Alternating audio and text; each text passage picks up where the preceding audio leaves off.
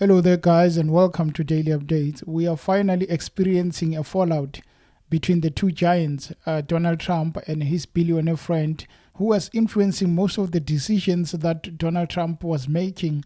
The government special employee, our very own South African born Mr. Elon Musk. The main reason behind the fallout is the major tax and spending bill, which Donald Trump actually calls the One Big Beautiful Bill. The legislation was passed by the House last month, May 2025, and since then, the government special employee, Mr. Elon Musk, has not been happy about it because he believes that it is going to push the debt of the US to around $4 trillion. The main reason behind the fallout of Elon Musk that actually took place on social media was because of the response of Donald Trump to a question by a journalist. And instead of really dodging that question, he went brutal on that question. Have a listen. And Elon knew this from the beginning. He knew it for a long time ago. That's been in there. That's been, I would say, JD, that hasn't changed. That's been right from the beginning. He wanted, and rightfully, he recommended somebody from that he, I guess, knew very well. I'm sure he respected him, but to run NASA, and I didn't think it was appropriate. And he happened to be a Democrat. Like totally Democrat, and I say, look, we won. We get certain privileges, and one of the privileges we don't have to appoint a Democrat.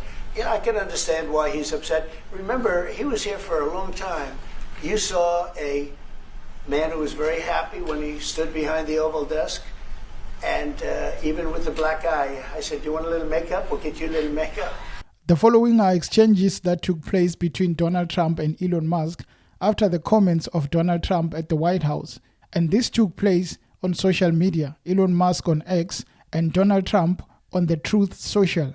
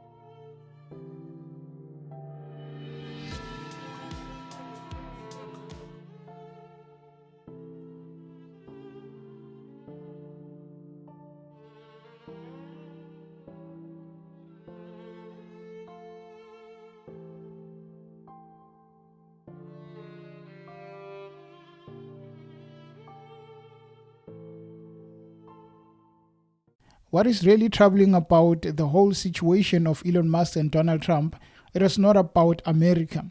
For us, the people of South Africa, is really about the fact that they made a lot of statements. They made a lot of misinformation narratives, which really troubled the government of South Africa because people believed that there was persecution of white Afrikaners. Now that these two guys are fighting, and by the way, that was really pushed by Elon Musk. Today they are fighting. They are no longer friends. What really happens to that narrative of the white genocide? Because they really took 49 people to America. The reason behind it was that they are saving them from the persecution in South Africa. Now that these two guys are fighting, what really happens to the 49 people? I mean, they went to the US thinking that finally we're being saved. It is going to be an easy life. We were persecuted. We were experiencing genocide, the killings. Now they're in America. And the guy who was pushing the misinformation is no longer there. He was a special government employee, and he's actually threatening Donald Trump with a lot of things. Do they really trust the man who was there spreading misinformation? Because a lot of people, especially Donald Trump, is going to wake up from the lies that is being told. And the people who went there thinking that they won with their lies. You look at the AfriForum guy, Kali Krill. He's quiet. He's not saying anything because he knows the one person he was relying on is no longer in government, is no longer in charge. Actually, they're threatening to deport him if he's going to come up with threats to the president. What is going to happen? Are these guys going to come back? The same people who said Donald Trump is our savior. What happens when he suddenly says, well, I was misled. There is no genocide in South Africa and the people who came here must go back.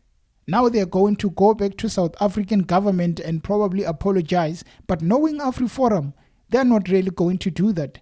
And it goes to show us that never leave your home to another home that you really don't know anything about, because when things turn bad, you might not really know where to go. They literally beat the hand that was feeding them. Now the hand of Donald Trump is going to refuse them. I know that another group went, a smaller group, just a week ago, secretly. It went out of South Africa to the US, but I know for sure, since the visit of the President Cyril Ramaphosa, a lot of things changed. You could see in the eyes of Donald Trump that something is wrong, and the worrisome in the eyes of Elon Musk, he knew very well that things are not going to be the same. He's no longer that powerful man that we knew, and it is bad things for those who were really pushing the misinformation. And I would like to see how the government of South Africa will really react to organizations such as the AfriForum, because they're very dangerous to the country. Spreading such misinformation thinking that you will win, and finally they are being exposed for who they are, because their master, Elon Musk, who, by the way, he's a South African born, went to Canada, now in the States, and they're threatening to deport him to Canada because we cannot have a guy that is going to be a threat to our national security, threatening our president, leaking the secrets, which if he leaks them, he might really break Donald Trump. But hopefully, Donald Trump, being a smart guy, he's going to act before Elon Musk does. And that means the relationship of these two is going to really harm a lot of people. Elon Musk is already losing a lot of money. Tesla is going down, losing millions of money in just few hours because of the relationship between the two. Now, if Tesla is losing, what about the 49 people? Who do they think they are in America? Because as soon as Donald Trump changes his mind, all hell will break loose. They might be relying on donations to come back to the country. Well, we are not really angry at them. We might accept them back. But it should be a lesson that they should stop relying and listening to people like Kali Krill, who really care about their pockets, Ernest Roots. Those people don't really care about advancing South Africa. They care about the division. But because they wanted to do something that is really going to make them shine and think they are better, like the Cape Independence, whatever that is happening between Donald Trump and Elon Musk is going to squash all these things that were happening in the country. People were starting to grow egos because they really felt that it is about time we really go back to before 1994. That opportunity is squashed. And what are they going to do? Probably try to be Mr. Nice Guys. But I think the government, Ramaphosa, really needs to go back and check the constitution regarding such people.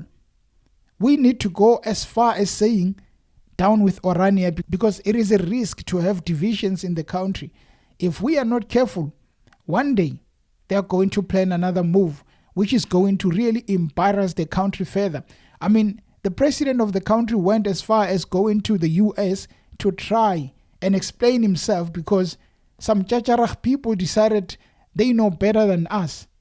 Now it looks like you knew better, but it's all in your face, a big pie on your face because of being Chacharach. I hope they do come back, the 49, and come and apologize, because if you listen to people like Kali Krill and the AfriForum, you are going to end up being misled.